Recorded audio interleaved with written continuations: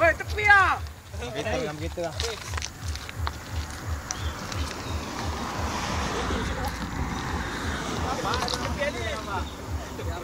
Pagi jual-jual ya. Kau nak main orang lebih nak.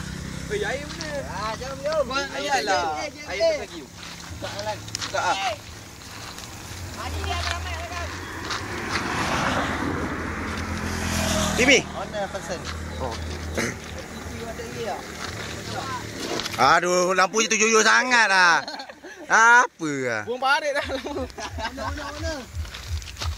Dah, kau nak main juara-juara. Pak ah. Pak ah. Oi, pak dah. Bawa.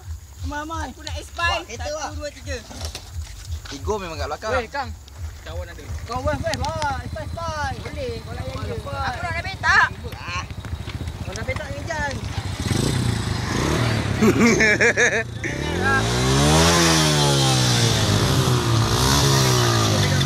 Pegang. Tak bawah sini. Ujung kau. Tak bawah sini. Mana ni?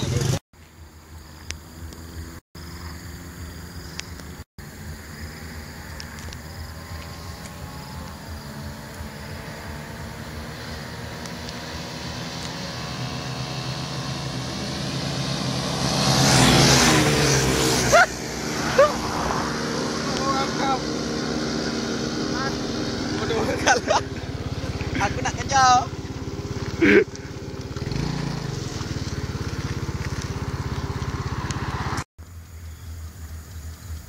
Perlombaan di Gajah Juara Tanjung Air Hitam. Antara budak-budak Tanjung Air Hitam berlumba motor di jalan belakang kampung Tanjung Air Hitam. Kita nampak di sini, kita dapat lihat. Sini kita dapat lihat lampu-lampu motor yang berlumba. Siapakah yang memotong itu? Nampaknya agak. Alamak, apek ni pula keluar. Li, bagi syarat. Apek. Bukan bagi syarat sana.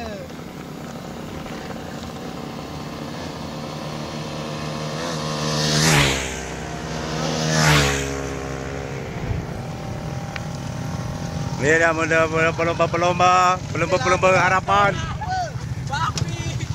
Ini dah pelomba harapan. Okey, korang akan masuk YouTube, okey? Ni dia. Dia tidak berhati dah banyak di situ. Kau tak buat betul lah. Pelomba. Zoom sikit. Okey, pelomba. Rakam kedua.